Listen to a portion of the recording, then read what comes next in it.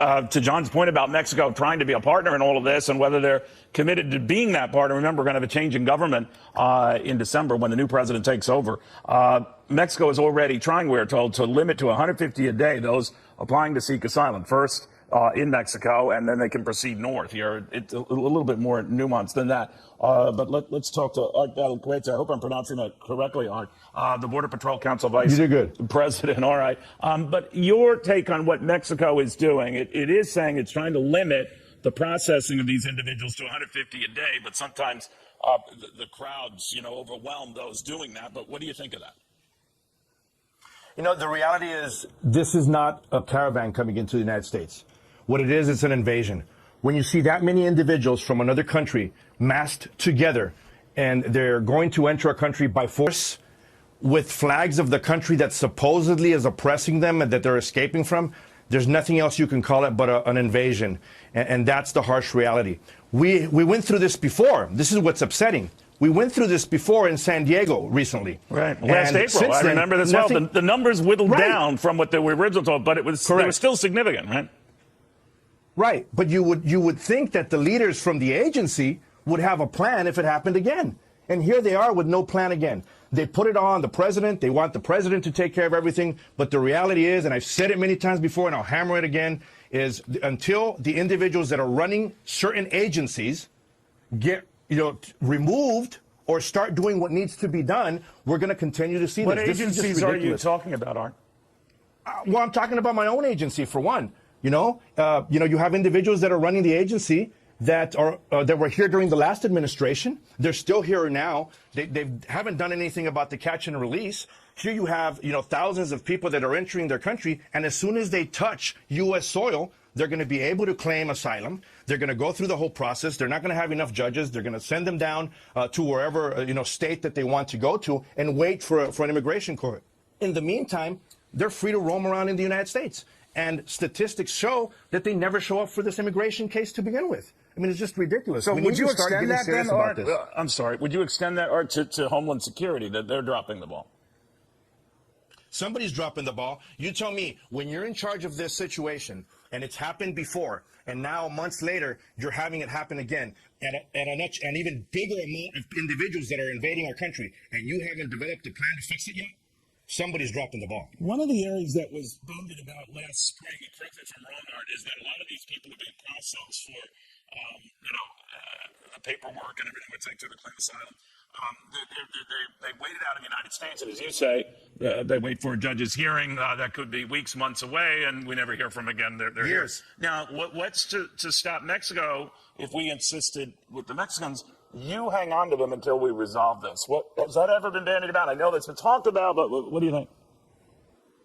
That's policies that you need to talk to the actual agency. Hopefully they can give you an answer on that. But the reality is we give them aid. There's certain training that has been available to agents that has now been cut. And we are still offering that training to Mexican authorities. That, for one, is just ridiculous. When you're cutting certain training from agents in the United States to give it to another country, you can start there.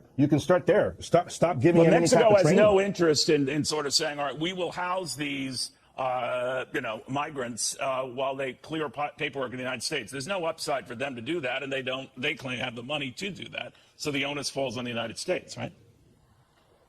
Yeah, and that's what the problem is. But again, when you have that many individuals that are entering a country by force, waving the flag of the country that they are supposedly leaving because they're oppressed from, that is not a bunch of immigrants. That is not a bunch of a caravan. That is not individuals that are truly seeking asylum. That is an invasion, and that's what we need to call it.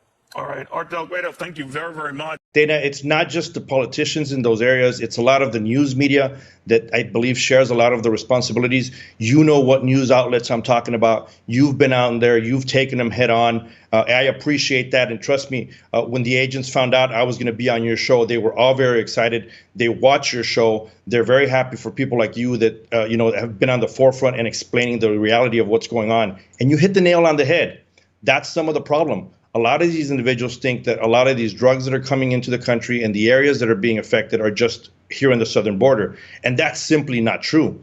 These individuals are going into the interior. They're going into cities like Detroit. They're going into cities like Chicago. And they're going into like middle America. They're going into the Kansases. They're going into different parts of Texas. I was just in New York about a week ago, and I can tell you, I saw the reality of how many people are out there that, they're not documented.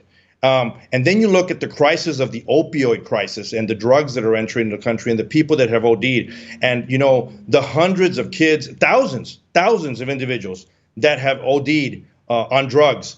And, they put so much emphasis on gun control, but they don't realize that where they need to have control is of our borders. That's where the control needs to start. We need to start controlling our borders because these individuals are coming into the country to do us harm. I hear the argument nonstop. We have criminals in the United States. We have gang members in the United States. That doesn't mean I want to import more of them. I think we need to take care of our borders. We cannot put a price on our border. We cannot put a price on securing our country. I'm Hispanic, of a Hispanic descent. I was just on a couple of news networks, and I was horrifically attacked because of my Hispanic descent. And I was even told I was called Uncle Juan, which I'd never heard that one before, but that's a new one. And the reality is, illegal is not a race.